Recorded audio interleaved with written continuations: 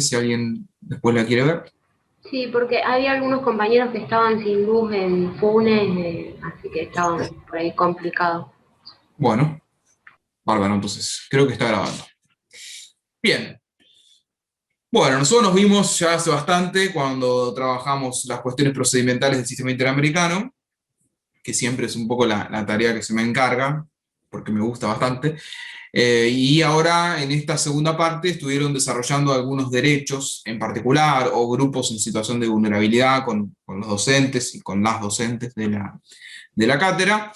El tema que hoy vamos a trabajar es también uno de mis preferidos y es la situación o la protección de los derechos humanos de las personas migrantes y de las personas refugiadas. ¿Sí? Así que bueno, vamos a compartir un poco la pantalla para hacerlo más dinámico con algunas pocas, no tantas, les prometo, diapositivas. Y cualquier cosa, por supuesto, como siempre, me van interrumpiendo. Bien, bueno, el derecho migratorio, por decirlo de algún modo, o el derecho que está orientado a la protección de las personas migrantes y de las personas refugiadas, tiene, si bien es cierto, y hay que aclararlo, una génesis muy antigua y un recorrido importante, en la protección internacional, es decir, la existencia de instrumentos específicos que protejan a este colectivo, ha habido muchas resistencias. Ustedes quizás lo han notado, los episodios frecuentes que ocurren permanentemente en torno a la restricción o la violación de derechos humanos de las personas migrantes generan el problema también reiterado y reeditado entre los estados vinculado a los límites provenientes de la soberanía, es decir, este obstáculo que es en sí mismo uno de los obstáculos a la vigencia auténtica del derecho internacional de los derechos humanos, está puesto de manifiesto con total contundencia cuando se habla de los derechos de las personas migrantes y refugiadas. Concretamente, ¿no? Lo que sucede en torno a la situación migratoria de los países europeos. Hace poco se conoció la muerte, ¿no?, de un grupo de migrantes que estaban intentando trasladarse de un sitio a otro en Europa. También ha sido muy conocida la imagen de ese niño, ustedes lo recordarán, en la costa, ¿no? Producto también de un accidente, bueno, en realidad no de un accidente, sino de las restricciones y de las políticas migratorias de los estados que son absolutamente violatorias de los estándares mínimos de derechos humanos. Por lo tanto, estos episodios son frecuentes, ni hablar de las dificultades que se han generado entre México y Estados Unidos y de otros procesos migratorios que se dan en América Latina. Por lo tanto, lo que intentaba demostrarles es que el derecho, ¿sí?, el derecho internacional de los derechos humanos, específicamente en materia migratoria, lidia permanentemente con políticas nacionalistas, para decirlo de algún modo, securitistas de los estados, que intentan precisamente trazar, ¿sí?, o blindar sus fronteras en torno a estas ideas que circulan muy frecuentemente, ¿no? Las limitaciones a la garantía de los derechos sociales, en torno a que aparentemente los migrantes no tributan, bueno, las dificultades económicas por las que atraviesan los estados y lo que eso implicaría también entonces para recibir personas que migran desde otros orígenes, bueno, en fin, una serie de miradas que son opuestas a lo que se debería pregonar desde una perspectiva de derechos humanos. En nuestro país también ha pasado. En la Argentina, si bien la ley migratoria es quizás de las más protectorias a nivel internacional, fue elaborada, si no me equivoco, por el ex legislador Giustiniani. La ley es muy buena, la ley migratoria, la ley nacional de migraciones, pero ha sufrido algunos embates. El famoso decreto 70, no sé si lo conocen, ¿sí?, de la administración anterior, que establecía un proceso sumarísimo para las expulsiones de los migrantes. Entonces, bueno, se generaron algunas violaciones manifiestas a los derechos humanos de las personas migrantes. Afortunadamente ese decreto, además de haber sido declarado inconstitucional en el mismo, creo que el mismo año en el que fue aprobado, también ahora se derogó. Entonces ese es un avance que ha sido saludado por la comunidad internacional, por los organismos internacionales de protección. Entonces el panorama un poco circula por esos carriles en torno a lo que refiere a la protección de los derechos humanos de las personas migrantes, es decir, ese mismo inconveniente que identificamos al comienzo de nuestra materia, y es que el derecho internacional de los derechos humanos viene a poner en discusión la noción de soberanía o la noción clásica o la concepción clásica de soberanía, es decir, soberanía entendida en términos de poder absoluto. Bueno, aquí lo vemos con total contundencia.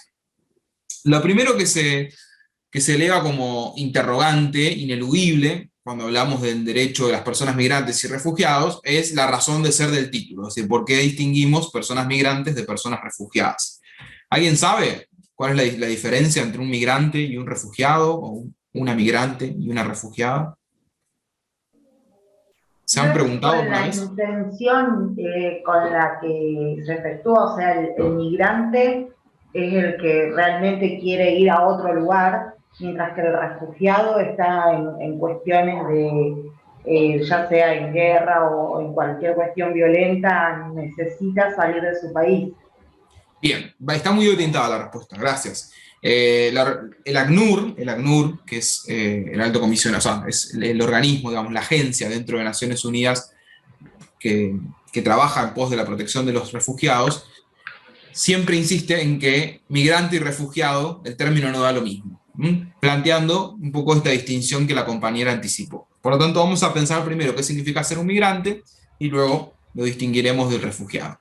El migrante, de acuerdo al ACNUR, es decir, la definición del ACNUR, del Alto Comisionado de Naciones Unidas para los Refugiados, es, a diferencia del refugiado, como bien señaló la compañera, elige trasladarse, es decir, está atravesado por una dosis de voluntad. Elige trasladarse, no a causa de una amenaza directa, que es decir, que no está perseguido por un peligro de muerte o de persecución, sino intentando buscar mejorar la vida, es decir, generar condiciones de vida más digna. En general están motivados por razones de educación, de trabajo, a veces por cuestiones también ambientales, o en términos generales de conveniencia personal. Esa es la idea de migrante. Incluso hay migrantes por motivos diversos, hasta migrantes por motivos de salud, ¿sí?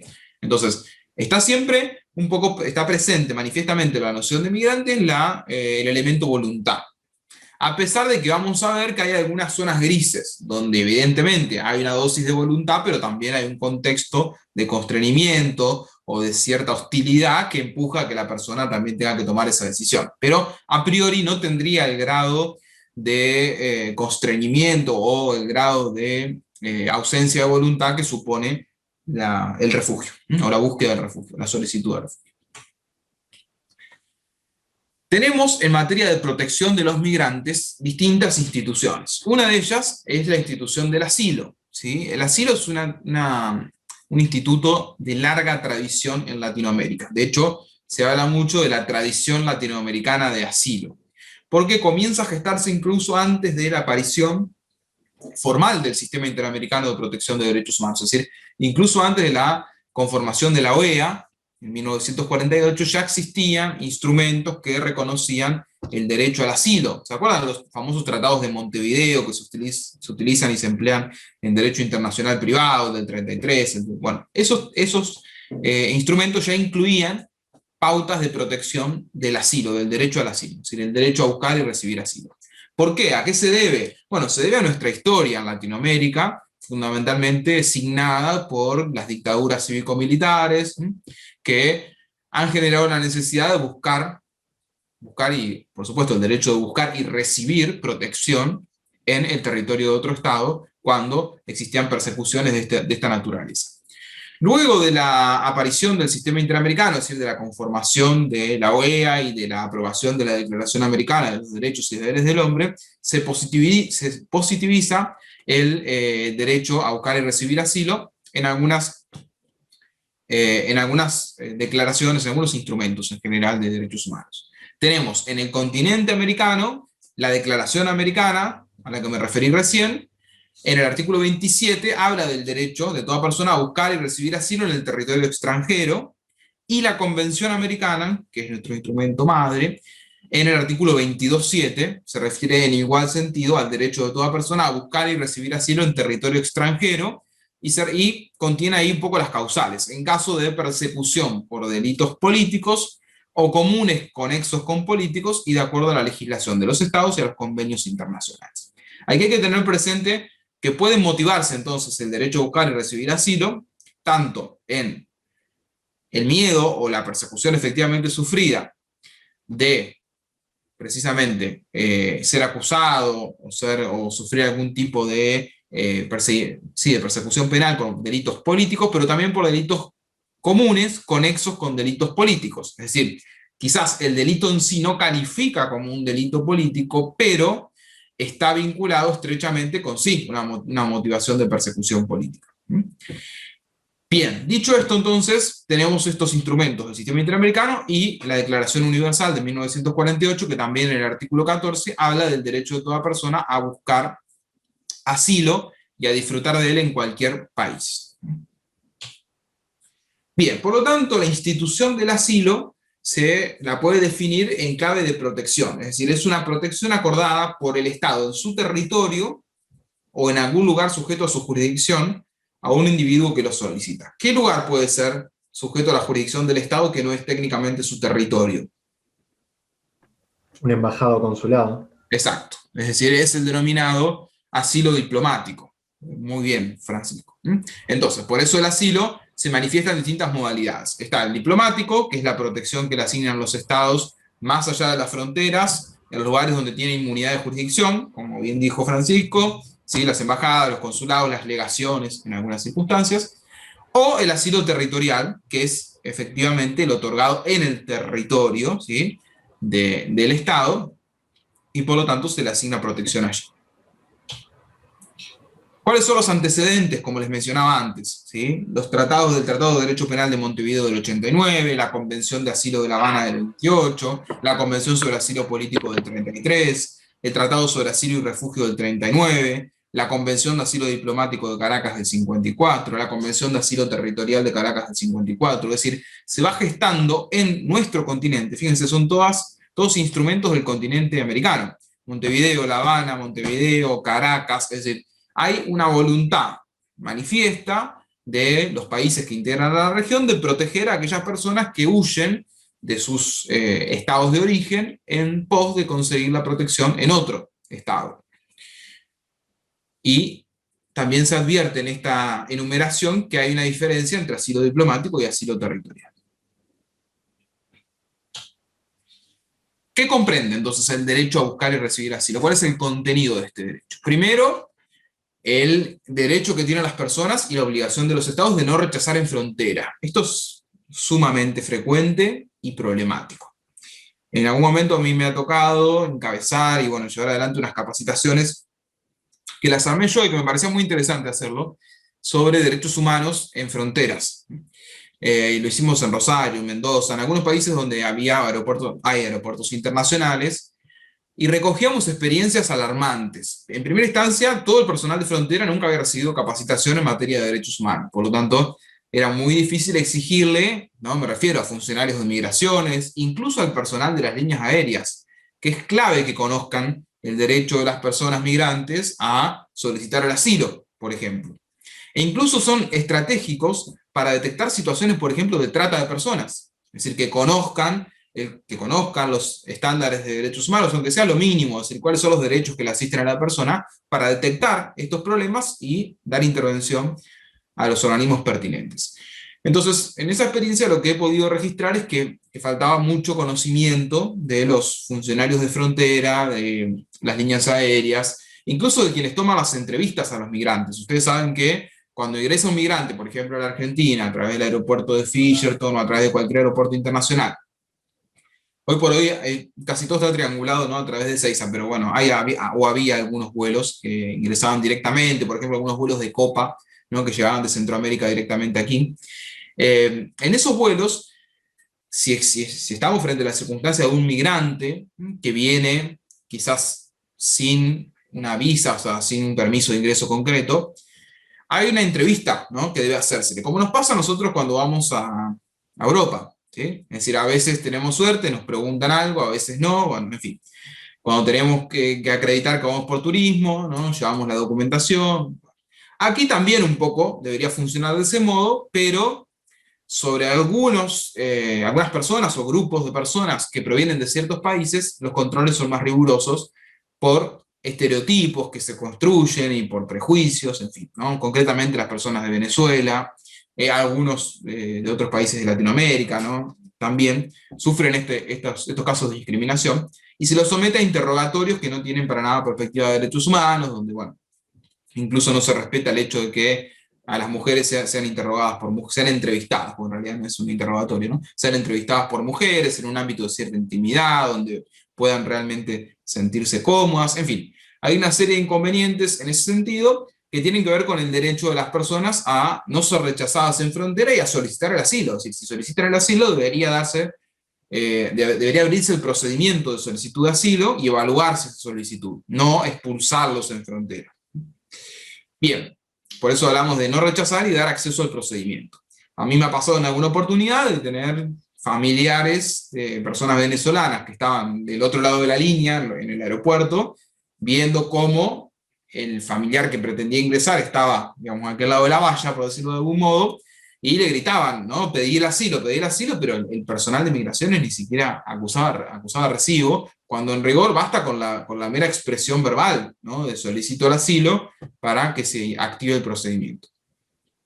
Bueno, otro principio que hay que proteger es el principio de no devolución. El principio de no devolución intenta precisamente, de algún modo, resguardar la integridad personal, la integridad física de la vida de las personas migrantes, en el sentido de que ser devueltas al lugar de donde provienen puede precisamente poner en peligro estos derechos. Entonces, se tiene que proteger este principio y otorgar la protección internacional. Todo eso está comprendido cuando hablamos del derecho de asilo, ¿sí? Por eso también es muy frecuente que ustedes encuentren como denominaciones personas migrantes, solicitantes de asilo, ¿sí? O sea, como esa distinción, como una categoría de aquellos que están solicitando el derecho a asilo. Bien, en cambio el refugio tiene otra naturaleza, ¿sí? Tiene una naturaleza distinta porque refiere a un estatuto específico, el Estatuto de los Refugiados, que tiene una fuente concreta en materia internacional, que es la Convención sobre el Estatuto de los Refugiados de 1951, es una convención internacional. Esto permite ya intuir algo, ¿sí? La institución del asilo tiene una característica o una familiaridad mucho más arraigada en nuestro continente, ¿sí? En el sistema regional de protección. Mientras que el refugio como instituto se ha gestado a nivel del sistema de Naciones Unidas. Entonces, cuando ustedes leen la bibliografía, no es para nada nítida, se los aclaro, no es para nada nítida la distinción en muchos aspectos entre asilo y refugio. De hecho, hay quienes consideran que son lo mismo.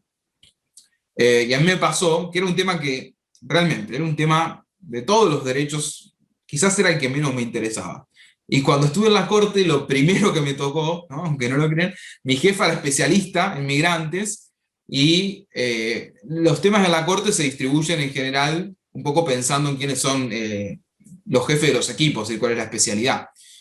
Y bueno, a mi jefa le dieron la opinión consultiva 25, que era sobre derecho a asilo. Entonces yo, la verdad que me iba pensando, bueno, trabajar en, no sé, en cuestiones de desaparición forzada, torturas, cuestiones penales, derechos económicos, sociales y culturales, que recién estaba ingresando a la agenda de la Corte. Bueno, me tocó trabajar migrantes, asilo y refugio, que la verdad que pensé que era un tema horrible, y sin embargo me terminó apasionando porque es realmente algo, quizás es el tema del momento en materia de protección de derechos humanos, ¿sí? O sea, junto con las cuestiones de género y demás, creo que la protección de los derechos de las personas migrantes y los refugiados a nivel global es uno de los tópicos más relevantes por las circunstancias que describimos al comienzo, es decir, por las posturas un poco reaccionarias de los estados a la recepción de poblaciones extranjeras. Entonces, en esa opinión consultiva un poco estaba en debate la distinción entre asilo y refugio, que no es para nada simple. Hay algunos autores que dicen, bueno, el asilo pertenece al sistema interamericano, el refugio al sistema universal. Eso tampoco es cierto, porque yo les mostré recién una disposición de la Declaración Universal que habla del derecho al asilo. Entonces, vamos a tratar de distinguirlo a partir de un criterio normativo claro, que es este, ¿no? El refugio se refiere al Estatuto de Refugiados contemplado en la Convención de 1951. Esta convención es taxativa, ¿sí? Es taxativa en cuanto a quiénes son las personas que pueden quedar catalogadas o quedar alcanzadas por el Estatuto de Refugiado. Bueno, son aquellas que huyen, ¿sí? O que se trasladan por temores de ser perseguidos en razón de algunos motivos concretos. Motivos de raza, motivos de religión, de nacionalidad o de pertenencia a determinados grupos sociales u opiniones políticas, ¿sí? Y esto en la aplicación es taxativo, con la salvedad de la Declaración de Cartagena. Entonces, raza, muy frecuente, religión, ¿sí? Esto también es bastante común en los países de Oriente, es decir, en las persecuciones que sufren, La nacionalidad, ni hablar, la pertenencia a determinado grupo social o opiniones políticas. Esto último quizás es un poco legado de la Segunda Guerra Mundial y de ese problema concreto.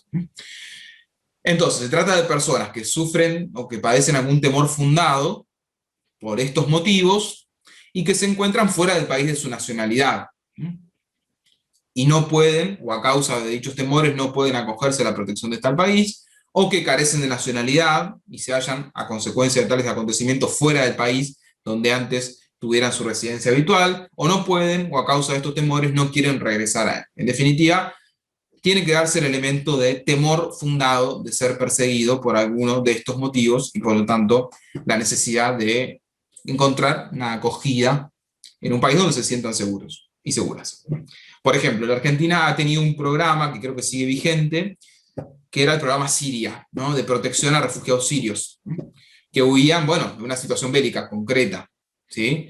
Entonces la Argentina, a partir de la intervención de ACNUR y de OIM, tenía un programa donde se inscribían ciertas familias que tenían intenciones de brindar protección a una persona, un refugiado sirio, o a una refugiada siria, o a familias completas que provenían de ese país, y bueno, se generaban todo un mecanismo bastante aceitado entre el Estado argentino y estos organismos internacionales para facilitar entonces el ingreso de estas personas y brindarles protección. Lo cual generaba muchos inconvenientes por la cultura totalmente diversa a la nuestra, las posibilidades de insertarse en materia laboral, la barrera idiomática, es decir, realmente genera muchas dificultades, pero bueno, es un programa que en algunas regiones de nuestro país tuvo efecto. Sé que en Córdoba han llegado algunos refugiados, en la ciudad de Buenos Aires también. Aquí en Rosario estuvo abierta la convocatoria, pero no, creo que no se concretó.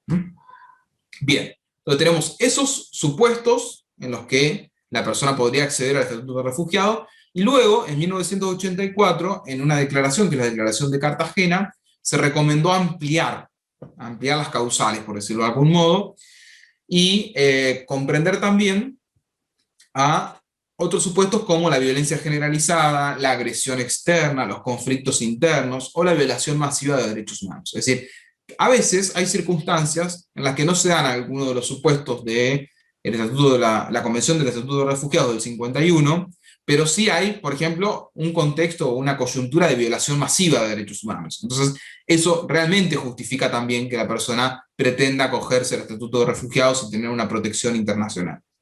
O hay algún conflicto interno, ¿sí? Bueno, por ejemplo, lo que sucede actualmente en Colombia, o lo que ha sucedido en Colombia antes, con el conflicto entre las FARC, bueno, y algunos sectores del Estado, de la sociedad civil, también eran situaciones que de algún modo podían ameritar, situación en Venezuela, es decir, hay distintos contextos que, si bien no encuadran estrictamente en la definición del 51, a partir de la Declaración de Cartagena se intentó ampliar la mirada. ¿Alguien quería decir algo?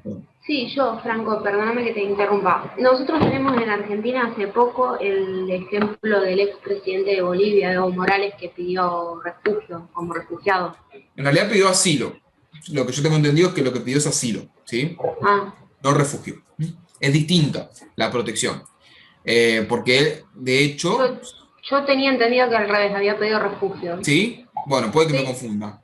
Puede que me confunda, pero es muy complejo el trámite del refugio, ¿sí? El asilo se define más bien por parámetros políticos. El refugio requiere la intervención de la CONARE, que es la Comisión Nacional del Refugio, y todo un procedimiento para que se le asigne el estatuto del refugiado. Estoy prácticamente seguro que eso no ocurrió. Es decir, creería que es asilo.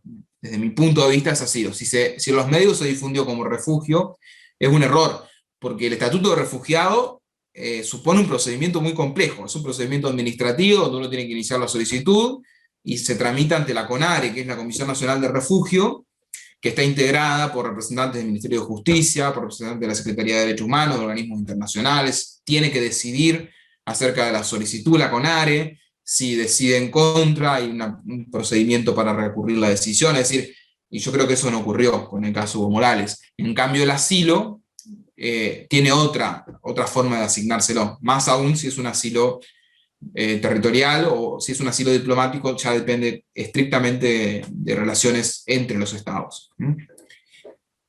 Bien. Lo que sí ocurrió, cuidado, que es el caso, lo que sí es distinto es el caso Assange, ¿sí? Que ustedes recordarán que Assange tenía, o sea, tenía protección, ese es un asilo diplomático, en la Embajada de Ecuador en Londres. Ese caso Assange es el que amerita la opinión consultiva 25 en la que yo trabajé y les mencioné recién. Pero los casos de refugiados son estos, son muy particulares y están motivados en general por conflictos armados o por persecuciones vinculadas a las causales que mencionamos recién. Bien, ahora, ¿qué implica, ¿no?, tener la calidad de refugiado? Porque si es tan complejo acceder o si requiere ese procedimiento, bueno, evidentemente es porque tiene un resultado de protección distinta. Lo que supone, entonces, el Estatuto de Refugiado es un catálogo de derechos que están en la propia Convención del 51. Esos derechos son, bueno, la concesión del estatuto personal, es decir, que la persona tiene estatuto de refugiado indistintamente donde se encuentre, es decir, que aunque se traslade de un estado a otro, conserva el estatuto de refugiado, y eso tiene que ser observado. Hay un caso, uno de los pocos casos de la Corte Interamericana, que es el caso Pacheco-Tineo, donde allí se había concedido el estatuto de refugiado, y esto no fue observado por los distintos países donde pasó o donde transitó la persona. Es decir, es una suerte, por eso se llama estatuto. No sé si alguno de ustedes ha estudiado ya internacional privado, que se discute mucho si hay algunos derechos que comprenden una suerte de estatuto personal, es decir, que uno los lleva consigo, indistintamente de la jurisdicción en donde se encuentre. Bueno, el estatuto de refugiado va un poco por ese carril, es un estatuto personal, es decir, es como si uno trasladara al lugar donde se mueve ese ordenamiento jurídico que pesa sobre su cabeza por haber accedido al procedimiento del reconocimiento del carácter de refugiado. Esa es la razón por la cual acceder al estatuto de refugiado es tan complejo y el procedimiento está avalado por los organismos internacionales, es decir, los organismos que se encargan del monitoreo de la Convención del 51, entre ellos ACNUR, OIM, está avalado por ellos y está integrado por ellos. Es decir, la CONARE tiene integración de ACNUR, de OIM, de estos organismos internacionales. Entonces, quien accede a este estatuto tiene esa protección que es especialísima, pero también el origen de la protección está dado por todas estas exigencias y está legitimado por los propios órganos que aplican y monitorean la Convención del 51. Entonces es complejo, pero el objetivo es este. Bien.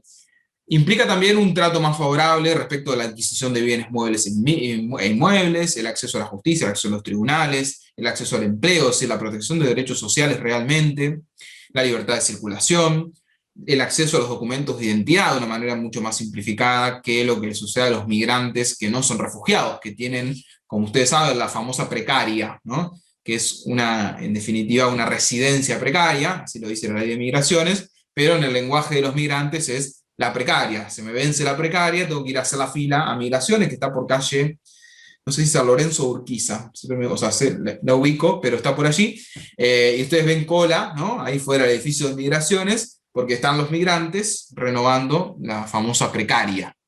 Si cada tanto tiempo, cada un determinado periodo de tiempo, de acuerdo a la legislación, bueno, se tiene que renovar la precaria. Esto no sucede con los refugiados, que tienen acceso al derecho a la identidad.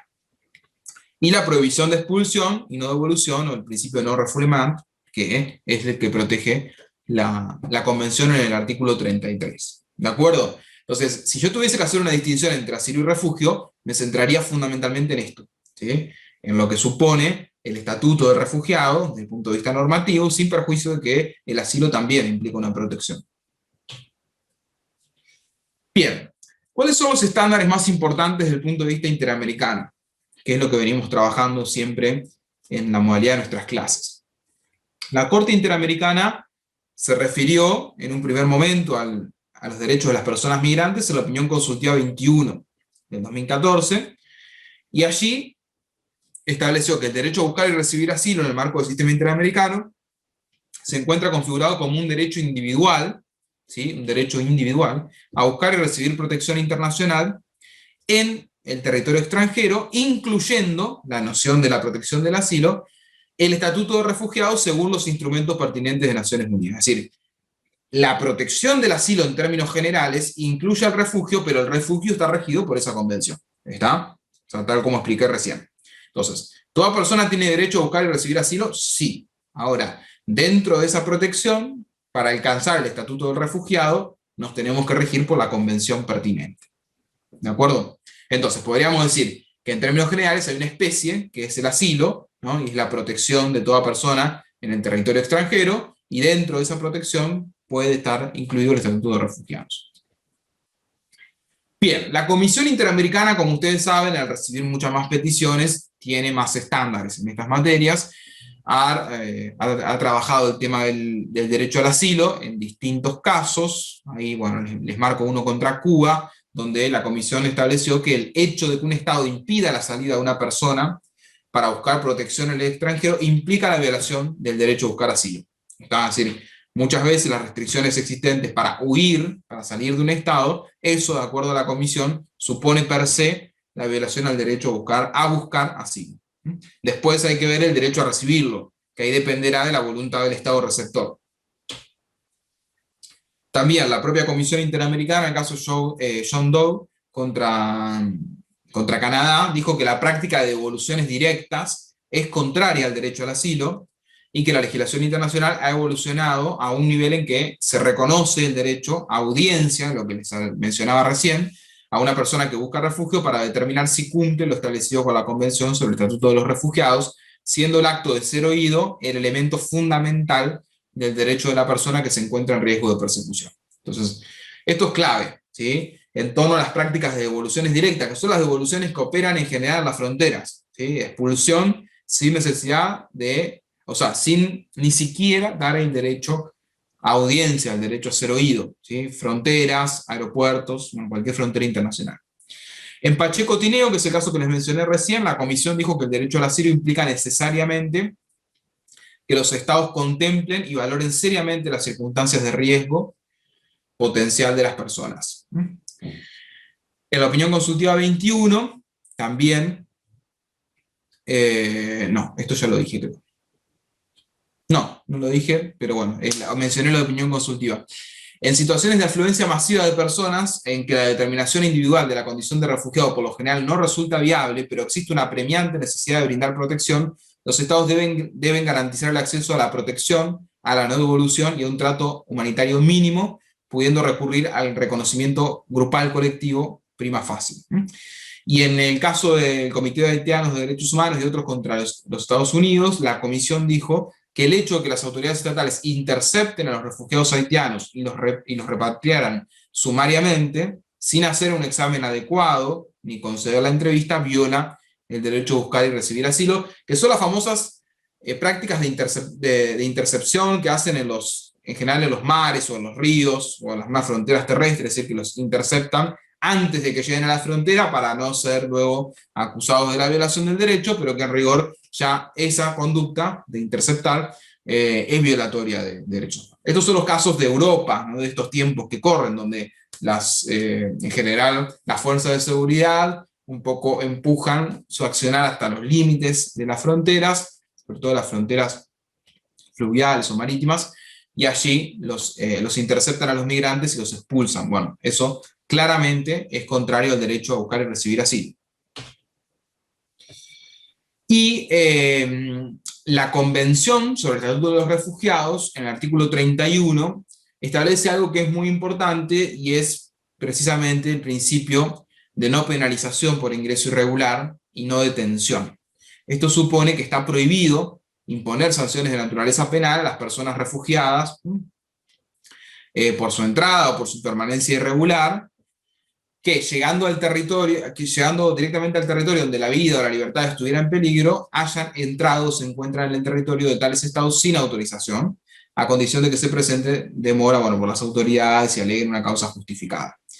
Esto un poco tiene que ver con lo que frecuentemente se llaman ilegales o irregulares, que técnicamente no corresponde a esa denominación. Es decir, uno de los lemas de ACNUR y de OIM es que ninguna persona es ilegal y ninguna persona es irregular per se. En todo caso, son personas en situación irregular o que han ingresado de manera irregular, pero que no son ilegales, ¿sí? Esto es muy frecuente en el lenguaje y hay que modificarlo. Sí, esto lo vemos, ¿no? Este migrante es ilegal. No, Es una persona que en todo caso entró o ingresó de manera irregular, pero no es la persona ilegal ni irregular ella. Bien. Perfecto. Esto me interesaba destacar. En cuanto al principio de no devolución, que ya lo hemos mencionado, también tiene reconocimiento en la Convención Americana.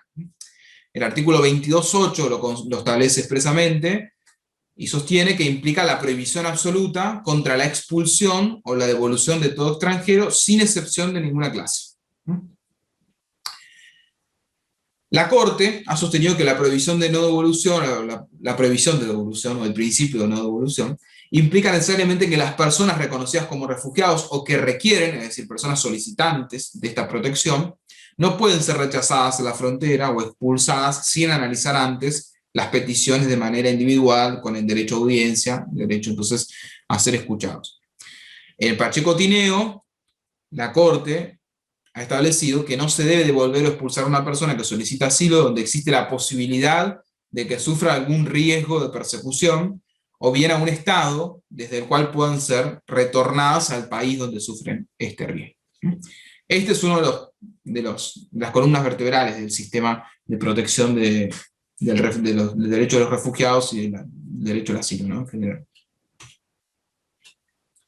Bien, entonces, hasta aquí lo que me interesa que quede medianamente claro es la distinción entre migrantes y refugiados o solicitantes de asilo, es decir, por un lado, el carácter voluntario que supone cierto desplazamiento, sin perjuicio de que esto puede ser matizado, porque insisto, a veces la voluntad no es tal, y por otro lado, lo que supone el derecho a buscar y recibir asilo en la protección que le asigna el sistema interamericano, ¿sí? Que es el derecho de toda persona a buscar la protección en el territorio de otro Estado o en un lugar donde otro Estado lleva adelante ejerce su jurisdicción. Sobre esto último vamos a hacer una salvedad, porque la Convención Americana dice a buscar y recibir asilo en el territorio de otro Estado, ¿sí? No dice en el territorio de otro Estado o en el lugar donde el Estado ejerza jurisdicción, dice en el territorio de otro Estado. Entonces, el asilo protegido en principio sería ese. Y luego el refugio, que está dentro de los mecanismos de protección de las personas migrantes y de aquellas personas migrantes que no huyen voluntariamente, pero que se rige por la Convención del 51, y que por lo tanto para acceder al estatuto de refugiado hay que cumplir con algunos requisitos que están allí establecidos, fundamentalmente que se den las causales que vimos recién, con el agregado del año 84. Bien, bueno, esto entonces es la protección de los instrumentos internacionales, no hay mucho más en cuanto al sistema universal y sistema interamericano, es decir, el artículo 27 de la Declaración, el 22.7 de la Convención Americana, el 22.8 respecto del principio de no devolución, el artículo 14 de la Declaración Universal, en los instrumentos centrales del sistema universal y del sistema interamericano. Ahora, antes de ir a la opinión consultiva y a el último pacto de migraciones del año 2018, me gusta trabajar un poquito, aunque sea rápidamente, estas directrices de Naciones Unidas que están referidas a los derechos humanos de las personas migrantes en las fronteras internacionales. Sobre todo pensando en lo que conversamos recién, es decir, en las manifiestas vulneraciones que suceden al momento de arribar a un Estado por parte de los migrantes, ¿no? Bueno, son directrices que, como ustedes saben, forman parte de lo que se denomina soft law, pero que, bueno, a la hora de aplicarlas, los organismos internacionales un poco las tornan vinculantes, y que se orientan a establecer ciertas medidas de gobernanza en las fronteras, de comunicación e información precisa, esto que les mencioné también de no utilizar el término de migrante ilegal o migrante irregular, generar campañas de concientización. Todo esto está bajo una primera directriz que es la referida a la promoción y protección de derechos humanos. Luego hay otra directriz que se refiere al marco jurídico y normativo, y por lo tanto procura asegurar que la legislación interna se adecúe a los estándares internacionales, que no considere como delito penal el ingreso irregular, por ejemplo, y garantizar la aplicación del principio de no discriminación en la legislación interna. Podríamos decir que la Argentina en este sentido, con la excepción del decreto 70, está bastante ajustada. También hay una directriz que piensa en el desarrollo de capacidades o de capacidad en materia de derechos humanos un poco también en relación con lo que les anticipé, es decir, la necesidad de concientizar, de generar cultura de derechos humanos en los funcionarios, en los agentes, incluso los actores privados, a los efectos de que puedan comprender los alcances de las obligaciones internacionales y que también las apliquen y las pongan en funcionamiento a la hora de la identificación, de las entrevistas, es decir, del contacto con las personas migrantes. Bien, garantizar los derechos humanos en los rescates y en las interceptaciones, insisto, muy frecuente, hoy por hoy, en algunos países de Europa, también en Latinoamérica. Fíjense lo precisa que son las directrices: proporcionar y mantener balizas de salvamento, a lo largo de las rutas migratorias peligrosas para que los migrantes puedan ser rescatados, tener como primera prioridad los procedimientos de rescate, la eliminación de los peligros a la vida. Es todo lo que no ocurrió en el último episodio, ¿no? Incluso al que se refirió el Papa hace poco. Claramente, es decir, estas medidas, estas interceptaciones, descuidan que la prioridad es, en todo caso, proteger la vida de los migrantes y eventualmente, si después se tiene que hacer un procedimiento por ingreso irregular, ese es un paso posterior. Inicialmente lo que se debe resguardar es la vida. Bien. La protección de los derechos en los contextos de asistencia inmediata, tener presente, esto ocurre mucho en las fronteras terrestres, ¿no? Pensemos, por ejemplo, en Argentina, en la famosa triple frontera, contar con lugares en los que los migrantes y las migrantes puedan ser rescatados, tengan atención médica, tengan acceso a la comida, ¿sí? Al agua, incluso a la vestimenta, a exámenes de salud. Es decir, en definitiva, son estándares exigentes, pero que apuntan a resguardar, antes que nada, la vigencia de los derechos y, en un segundo plano, todo lo que implique el procedimiento administrativo y, eventualmente, si existe, el procedimiento penal por el ingreso irregular. Y las entrevistas, que es quizás lo más sensible, donde las directrices de Naciones Unidas exigen que se respete la privacidad, incluso también es otro tema muy, muy sensible, los registros, es decir, la reserva de los efectos personales, los documentos de viaje, los teléfonos móviles, es decir, todas estas cosas que a veces suelen ser confiscadas de manera arbitraria e ilegal por las autoridades, cuando en rigor tienen que ser adecuadamente tratados y evitar todo tipo de registros sin orden de autoridad competente. Bien. Eso me interesaba que ustedes lo sepan porque a veces hay confusiones en torno a cómo interpretar los derechos de los migrantes en frontera, y es importante saber que existen estos principios y directrices de Naciones Unidas que deberían ser observados en todas las fronteras a los efectos de asegurar un trato en esa primera aproximación con el Estado que los recibe, que en rigor eso supone toda una situación de vulnerabilidad. A veces, insisto, desconocer totalmente la cultura, la lengua, el lugar al que están arribando, porque no se trata de viajes planificados. Entonces, las autoridades de frontera deberían tener en cuenta estas pautas de actuación. Bien, vamos a la opinión consultiva 25, que es quizás lo más reciente en materia de interpretación de los derechos de las personas migrantes, sobre todo del derecho al asilo. La opinión consultiva 25 fue solicitada por el Estado de Ecuador, insisto, muy vinculado al caso Assange, aunque no lo dijo expresamente en la solicitud, porque en ese caso se tendría que haber rechazado, ya que las opiniones consultivas, como yo les expliqué en algún momento, nunca se pueden referir a un caso concreto, es decir, no pueden constituir una manera de prejuzgar por parte de la Corte.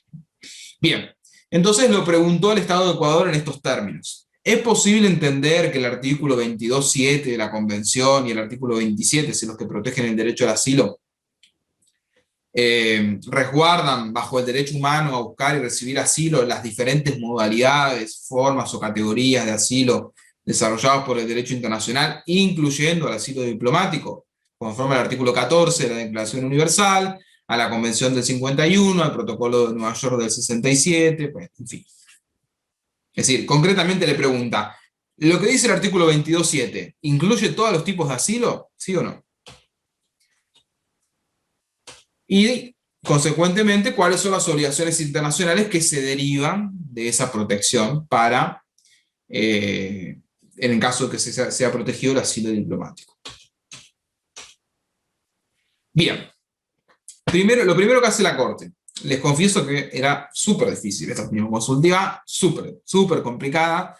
Primero porque había que generar esta distinción entre asilo y refugio, asilo diplomático, asilo territorial, y en segundo lugar porque había que trabajar con algo que es súper complejo, que es lo que se llama las obligaciones extraterritoriales de los estados, o el principio de extraterritorialidad en materia de obligaciones internacionales, es decir, hasta dónde se extiende la obligación de los estados más allá de su territorio. ¿Sí? Eso me lo habían encomendado a mí y confieso que era muy complicado, porque, claro, el asilo diplomático apunta precisamente a eso, a una obligación extraterritorial, a proteger los derechos en el territorio de otro Estado, pero en un lugar donde ejerce jurisdicción, ¿sí? El Estado en cuestión.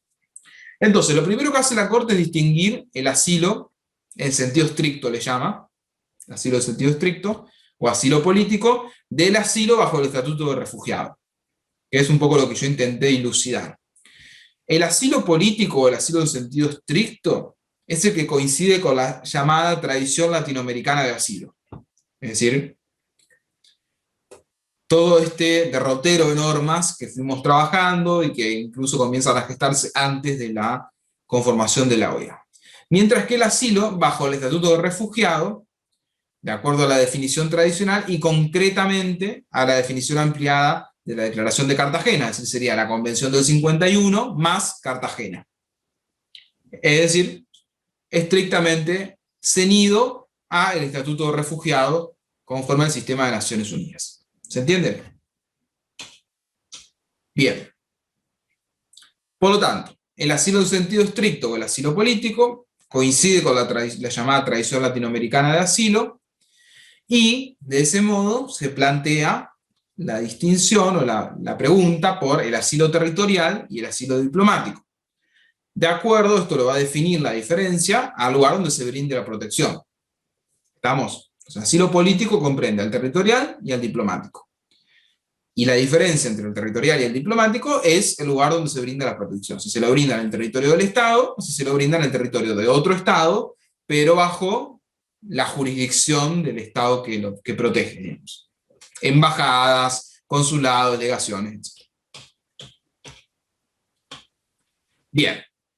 Y la Corte dice, en la opinión consultiva 25, la interpretación del término en el territorio extranjero, que incluye el artículo 22.7 de la Convención Americana, como el artículo 27 de la Declaración, lleva a interpretar que solo el asilo territorial está amparado bajo dicha norma, habiendo sido excluido el asilo diplomático. Es decir, la expresa intención de no incluir al asilo diplomático dentro de la esfera del sistema interamericano pudo deberse, dice la Corte, a la voluntad expresada aún en el marco de este procedimiento de concebir al asilo diplomático como un derecho del Estado, es decir, como una prerrogativa estatal. Por eso, muchas veces depende de cuestiones estrictamente políticas, ¿sí? La concesión del asilo diplomático. Esto lo vimos, sobre todo en el contexto de la dictadura.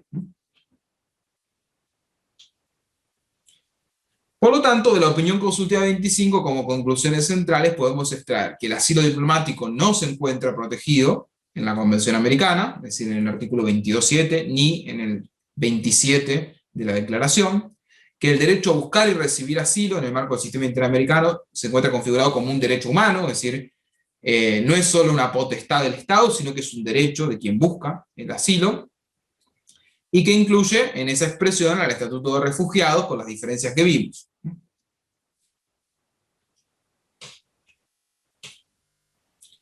Además, la Corte determinó que el principio de no devolución es exigible a cualquier persona extranjera, incluidas aquellas que buscan la protección internacional sobre la que el Estado está ejerciendo autoridad o que se encuentran bajo su control efectivo, con independencia de que se encuentren en el territorio terrestre, fluvial, marítimo o aéreo.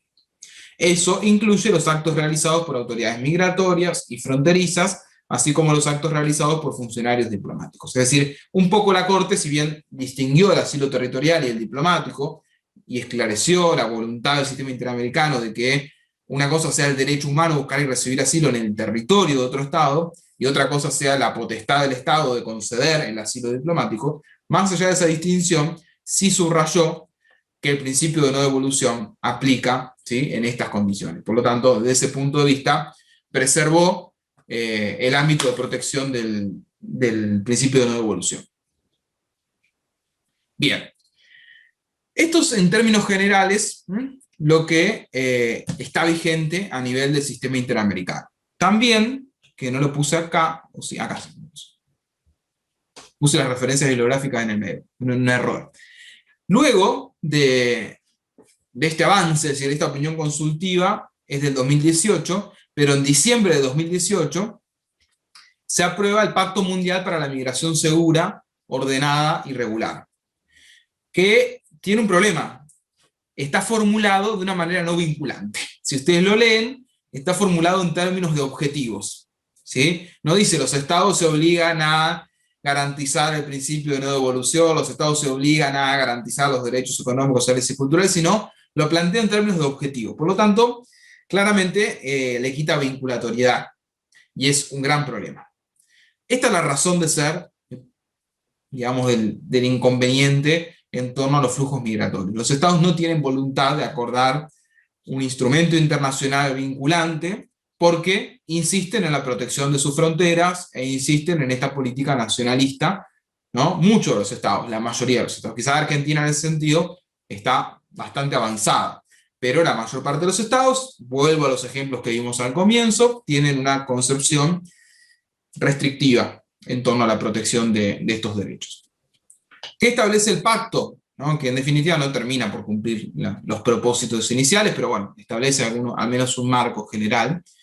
La centralidad de la persona, la importancia de la cooperación internacional, bueno, cómo entender la soberanía nacional. Se tuvo que incluir esto también para poner en tensión la protección de los derechos con la soberanía. Bueno, incluye allí la Agenda de Desarrollo Sostenible, la Agenda 2030, las perspectivas de género, la perspectiva infantil, el enfoque pangubernamental y el enfoque pansocial, es decir, entender la vinculación de las distintas instancias del gobierno en la política migratoria. Ahora sí. Son algunos sitios que les pueden ser útiles para ampliar, ¿no? Ahí está la opinión consultiva, la página de ACNUR, y está el documento de los principios generales o las directrices sobre la protección de las fronteras. En términos generales, entonces, como evaluación, podemos decir que, si bien hoy por hoy es el gran problema en materia de protección de derechos humanos, un abordaje comprometido por parte de los estados de la protección de los derechos humanos de las personas migrantes en general y de los solicitantes de asilo y refugiados en particular, falta esa voluntad cristalizada en un instrumento vinculante que se debe a las razones políticas que antes hemos visto. Desde el punto de vista normativo, entonces, en el sistema interamericano tenemos lo que vimos, es decir, el 22.7 de la Convención, el 27 de la Declaración, y estos instrumentos de asilo en particular, que forman parte de la tradición latinoamericana de asilo, además de las opiniones consultivas de la Corte y el fallo Pacheco-Tineo, que son quizás las oportunidades en las que mayor desarrollo le ha dado el tribunal, y en el sistema universal esa mención al artículo 14 de la Declaración Universal, y concretamente la Convención del 51 sobre el Estatuto de los Refugiados, y el agregado de la Declaración de Cartagena. Eso conforma, digamos, el marco mínimo de protección del tema que hoy nos convoca, sin perjuicio de este pacto mundial del año 2018, que es lo último que existe en la materia, y de los inconvenientes que siguen gestándose, sobre todo con las dificultades que existen hoy por hoy en el marco de la pandemia, ¿no? Para quienes han migrado o han tenido que emigrar, que además de toda la situación de vulnerabilidad que atraviesan, por ser extranjeros, por tener a veces incluso otro color de piel, otro idioma, etc., tiene que sumarse el conflicto sanitario. Entonces, en rigor, bueno, ser migrante es estar en esa situación, no solo de desprotección, por encontrarse lejos de su lugar de origen, muchas veces de manera involuntaria, sino también porque los estados difícilmente, o pocos estados, asignan una agenda de protección de estas personas que llegan en una situación de extrema vulnerabilidad, y que las políticas públicas no están diseñadas en clave de derechos humanos, ¿sí?, bajo la perspectiva migrante o igualitaria. Así que bueno, es un panorama mínimo que me parece importante que en esta materia esté presente, a pesar de que, insisto, así vamos un poco generando pequeñas píldoras sobre cada uno de los derechos, de los grupos en situación de vulnerabilidad. Por supuesto que merecería una materia entera, ¿no? Derecho migratorio, pero yo insisto, me cargan algunos compañeros de la cátedra porque dicen que yo insisto mucho con este tema, pero me parece que es el tema central, o es uno de los temas más importantes de la agenda de derechos humanos hoy por hoy, por los inconvenientes que surgen en torno a las fronteras internacionales. Así que bueno, eso es lo que quería transmitirles, pero por supuesto que quedo a disposición de ustedes si tienen alguna duda o si tienen algo que aportar, algún comentario. Nada. A mí todo esto, perdóname, ¿no? Todo esto que vos que nos estás explicando, está buenísimo, es como que me empiezan a hacer ruido un montón de cosas. Por ejemplo, hay un programa que es bastante conocido que es Alerta Aeropuerto, y muestran todo el tiempo todo lo contrario a esto. Y incluso muestran mucho en Chile, por ejemplo, se da mucho que mandan a la gente, la suben al avión de regreso a su país con cualquier excusa, con el tema de la revisión de sus pertenencias, con respecto al derecho a la propiedad, a la intimidad y todo eso que vos nos explicabas. Vemos como les abren la valija, los bolsos, o sea, nada de todo esto se cumple. Sí. Y no, te juro, me quedé pensando en eso, pero... Sí, no, hay un problema a todos nos ha pasado, creo, ¿no? Sobre todo muchas veces la prepotencia o la violencia de los funcionarios de fronteras que te abren la valija o empiezan a inspeccionar. En algunos lados no, ¿no? Pero en otros sí, ¿no? Inspeccionan tus elementos personales que son parte de la intimidad de la persona, sin autorización o sin que estés vos presente, ¿no? Hay algunos lugares que ya tienen ciertos resguardos, pero esto sigue pasando. Más allá de esto, creo que sin duda, digamos, lo más preocupante es el trato con las personas. Sí, claro, pero aparte esto es totalmente naturalizado. O sea, Sí, ni hablar. como normal y común y nada, es como parte del trámite, digamos. Sí, ha pasado un caso, no sé si alguien lo recuerda, de una persona haitiana que estuvo en el aeropuerto aquí de Rosario durante mucho tiempo, que se lo comparaba como si fuera gracioso con la película, que yo no sé cuál es, pero hay una película muy conocida, ¿cómo se llama? Alguien que me ayude, de que hay una persona que está en la terminal, ¿se llama La Terminal, puede ser? Que está durante mucho tiempo en una terminal viviendo, ¿no? Sí, la Era un terminal. haitiano. Era un haitiano y bueno, todos un poco cómicamente trabajaban con esa comparación, pero era terrible, digamos, la circunstancia de un señor, ¿era? A mí me tocó, no fui al aeropuerto completamente, pero sí hice alguna intervención con el funcionario de migraciones en ese momento, y bueno, eran dos miradas completamente opuestas. La mirada de migraciones choca con la mirada de derechos humanos siempre, ¿sí? El funcionario de migraciones en general te dice, no, bueno, nosotros queremos que ingresen personas de bien a la Argentina, siempre dice lo mismo, es decir, tiene una mirada securitista totalmente, y son de aplicación así taxativa. Así. Bueno, si hay una duda acerca del domicilio que puso en el formulario y no puede explicar a qué viene a hacer, chau. ¿Sí? Así. Y bueno, frente a mi interpelación siempre la atención era, bueno, pero ¿qué pasa si después la persona ingresa y comete un delito? ¿Vos te vas a hacer cargo? O sea, es el trato permanente. Y bueno, es muy difícil a veces explicarle a estas personas que existe un sistema de protección de derechos humanos, que hay tratados que la Argentina suscribió, que debe cumplir, en fin, porque, insisto, o sea, si ustedes miran las noticias de la derogación del artículo 70, del decreto 70, hay más de la mitad, venimos a decir el 80-75% de los medios que lo presentaron como derogaron el decreto, que derogaron un decreto que restringía el ingreso de delincuentes o algo que permitía la expulsión de delincuentes. Entonces, claro, ¿cómo se presenta esto? Ni hablar sin leer los comentarios debajo, ¿no? Bueno, encima que tenemos problemas de inseguridad, vamos a recibir a todos los delincuentes que vienen de otros países. Lo que no se explica es que en realidad ese decreto estableció un procedimiento sumarísimo para tramitar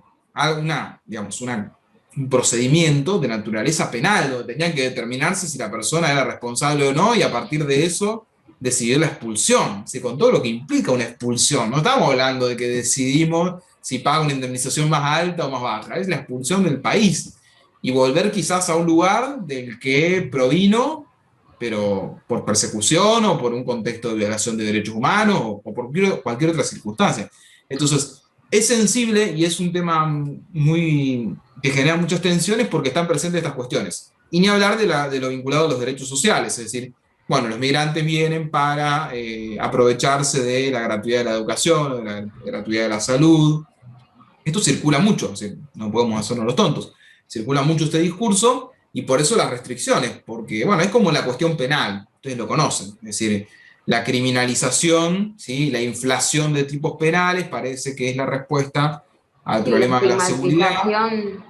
La estigmatización al 100%. Sí, total. Es el típico caso de criminalización del que habla Zaffaroni, ¿no? La criminalización primaria y secundaria. Bueno, acá es lo mismo, ¿no? El estereotipo del migrante es el estereotipo del vago, del delincuente, el que viene a aprovecharse digamos, del sistema de salud pública o del sistema educativo. Bueno, eso claramente está en contra de estos estándares. E insisto, si bien la Argentina ha ido a la vanguardia en muchos aspectos, por ejemplo con la ley de migraciones, luego las políticas públicas a veces implican retrocesos, ¿no? Las políticas públicas en general. De hecho, cuando se discutió la opinión consultiva 25, digamos, en la Corte, que la audiencia la tuvimos que organizar nosotros, bueno, la Argentina realmente era el ejemplo de todos, porque la ley de migraciones es muy buena. Sin embargo, bueno, el decreto 70 y algunas otras prácticas un poco dificultan esto.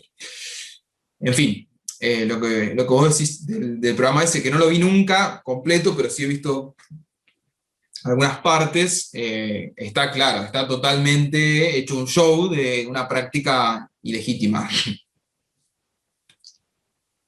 Realmente.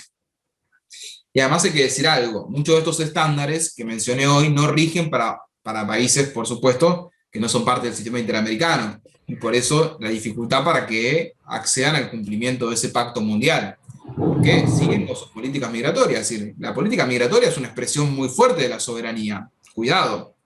Es decir, lo sabemos con lo que pasa en Europa, es decir, toda la dificultad que tenemos para acceder a la nacionalidad o para simplemente quedarnos más de 3 meses en cualquier país europeo. Entonces, ya con ese perfil, por más que sean algunos estados muy progresistas en algunos momentos de la historia, tienen una política migratoria que es muy firme y que creo que la sociedad las respalda en general. Entonces, por eso también se dificulta implementar estos estándares en esos estados, porque tienen arraigada una mirada bastante dura en torno a la migración, que no responde a la historia, porque en definitiva ellos también han migrado y nosotros los hemos recibido, ¿no?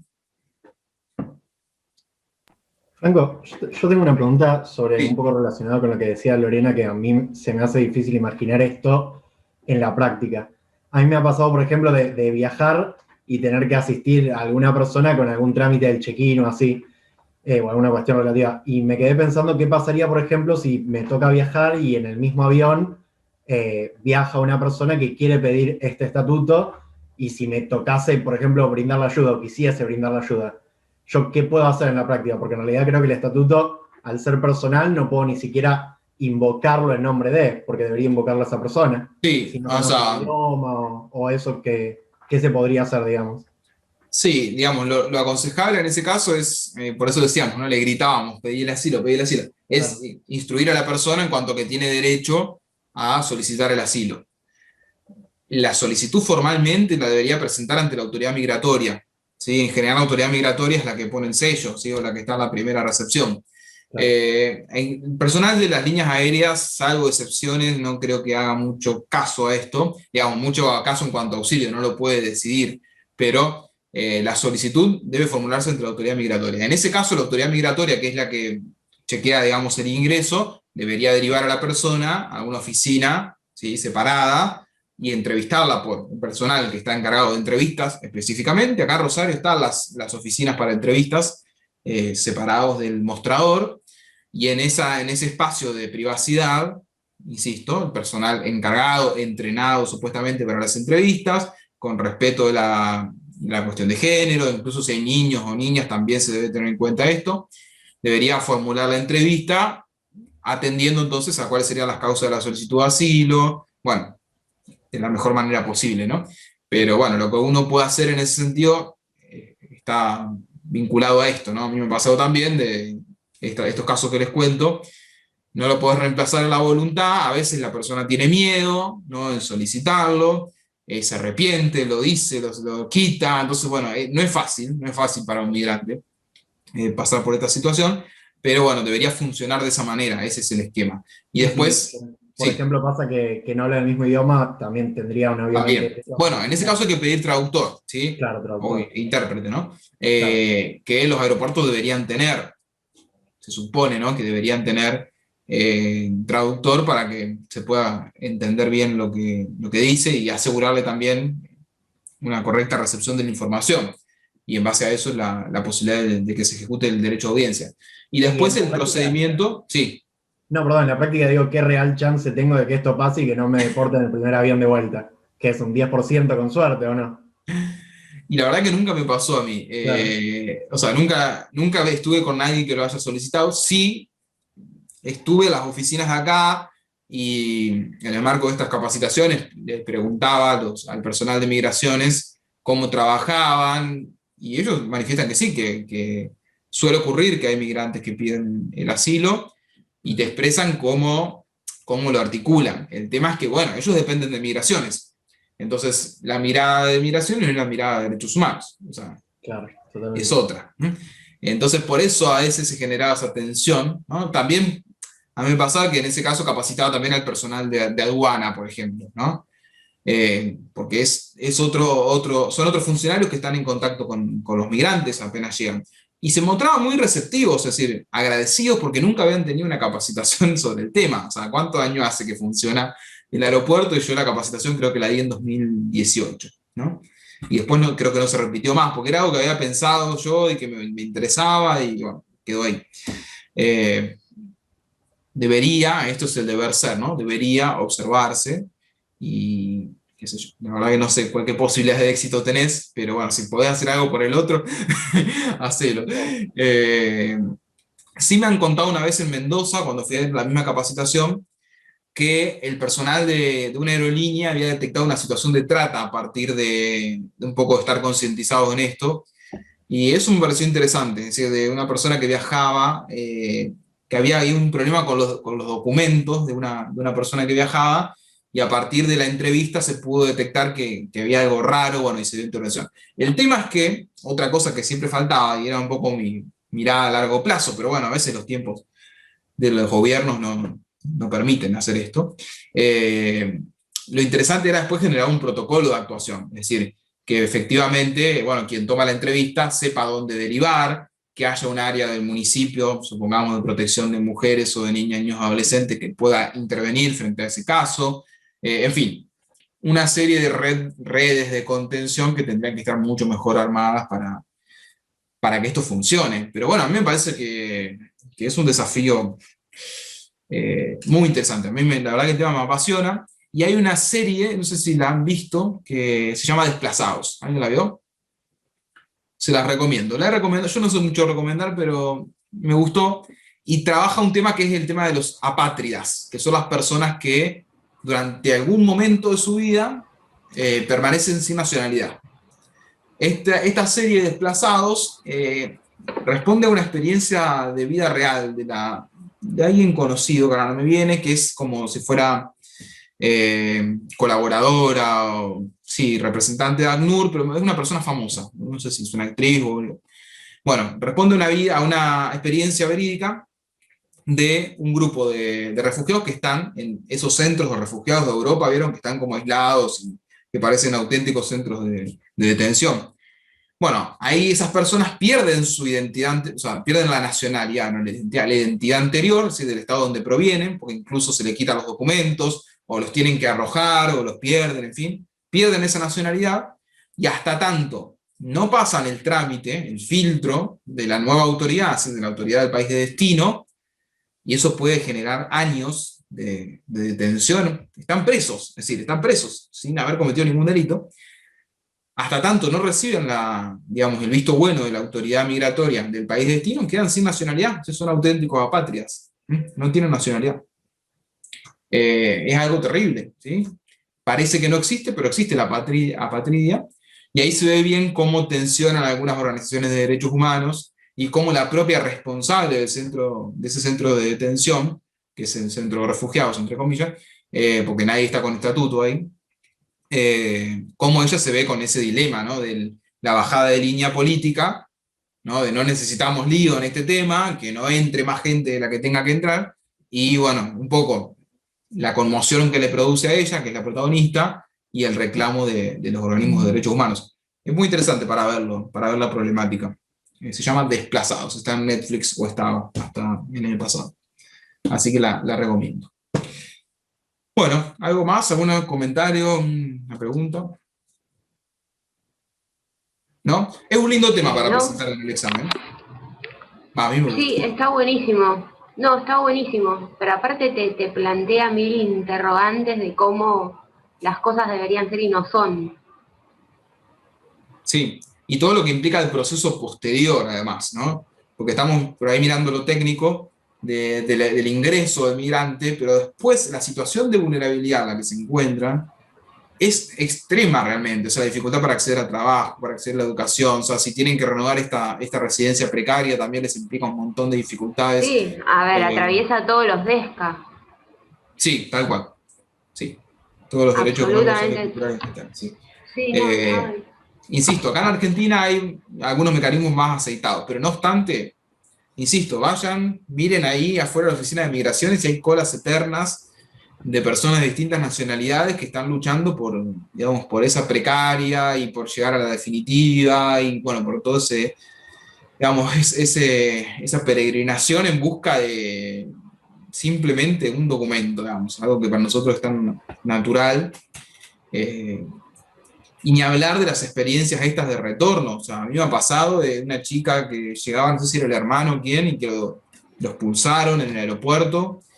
Y casos tremendos de gente que huye de personas que huyen por casos de violencia de género, ¿no? En su momento había dos hermanas y una mujer venezolana que habían huido por un caso de violencia de género en Venezuela y que estaban totalmente desprotegidas, y ahí uno tiene que tratar de articular con desarrollo social, con distintas áreas, pero realmente o sea, imaginémonos a nosotros, a veces nos sentimos vulnerables cuando vamos de vacaciones o cuando vamos a estudiar y no conocemos el idioma a la perfección, o no conocemos las instituciones, o nos generan cierta frialdad, esa distancia entre el Estado y los migrantes. Imagínense a alguien que huye de una situación de violencia o de incluso la persecución del Estado, de situaciones de hambruna o de violación de derechos en general. Es terrible, ¿no? Es terrible, y insisto que siento que todavía es un tema que, si bien es prioritario, no está tan instalado en la agenda de los derechos humanos, porque cuando hablamos de derechos humanos en general aparece primero la cuestión de género, ¿no? Que son súper importantes, pero este tema también es transversal y genera lo que se llama la interseccionalidad, ¿no? Que son en definitiva, las dobles situaciones de vulnerabilidad o triples de una misma persona, ¿no? De por ahí ser mujer y ser migrante, o ser una persona con discapacidad. Y creo que merece un poco más de atención. Por eso yo soy el que batalla en la cátedra de dar este tema. Una pregunta más, discúlpame, sí, que no me quedo con mil cosas. El caso este de las niñas Bosijo es el que se le niega la nacionalidad, se me mezclan los nombres, a las niñas porque, o sea, se les niega el DNI directamente porque los padres eran ilegales o habían entrado al país contra Honduras, Guatemala, no me acuerdo. No, la verdad. Ah, ¿de la Corte Interamericana? Sí, de la Corte. No me acuerdo exactamente ese. En realidad, de la Corte, casos específicos, o sea, hay casos de nacionalidad. Sí, está el caso de niñas ese, y hay un caso, quizás te referís a este, que es el caso de Haití y República Dominicana, ¿puede ser? Sí, que le niegan el... Sí, porque ahí hay un problema entre Haití y República Dominicana que es histórico, y es esto, ¿no? Vos podés ser una persona que nace en República Dominicana, es decir, que efectivamente conforme al ius soli te correspondería la nacionalidad, pero si sos hijos de haitianos, es decir, si tenés ascendencia haitiana, te niega al Estado dominicano la nacionalidad, porque hay un conflicto histórico entre República Dominicana y Haití, y la Constitución de República Dominicana establece el principio del ius soli, pero había una ley, que la verdad que creo que fue modificada, pero la jurisprudencia la seguía aplicando, había una ley que disponía esto, ¿no? Que no se otorgaba la nacionalidad en virtud de estas circunstancias. Creo que te referías a ese caso, que se llama niñas, pero que en definitiva abarca a un grupo de personas mayor, porque el propio Superior Tribunal de República Dominicana luego lo seguía interpretando como negándole la nacionalidad, ¿sí? De una manera totalmente arbitraria. Es un caso, yo tenía acá un libro, que no sé dónde lo puse, porque estuve trabajando hace poco con el tema de afrodescendientes, y justo leí algo sobre esto, sobre la privación del derecho a la nacionalidad en el caso República Dominicana y Haití, ¿no? Que es súper interesante. También está el caso de la Comisión Interamericana de personas haitianas y dominicanas contra el Estado dominicano, ¿no? Por esta misma relación. Sí, pasa, y en Centroamérica pasa también mucho esto. Bien, buenísimo, muchas gracias. No, por favor. Bueno, me alegro, creo que a algunos les interesó, así que me alegro tener un poco de quórum con el tema, porque no suele tener mucha recepción. No, está bueno, está buenísimo, porque aparte te va a ver, a mí, no sé, mis compañeros como que me despertó muchas preguntas que atraviesan un montón de cosas que fuimos viendo a lo largo del cursado. Sí, a mí me pasaba algo parecido, ¿no? Que al principio me parecía como temas, asilo, refugio, como que lo vinculaba mucho exclusivamente con la situación histórica, ¿no? La que tuvo más desarrollo el asilo. Y después cuando empecé a trabajar, insisto, mi jefa allí era especialista y solía dar charlas mucho para OIM, para ACNUR, etc. Me fui metiendo, me parece que es clave, y sobre todo con los acontecimientos de todos los días, más aún, sí, la necesidad de que exista un marco universal, mínimo, por lo menos, de protección de los migrantes, porque lo que sucede es terrible. O sea, insisto, miren esa serie.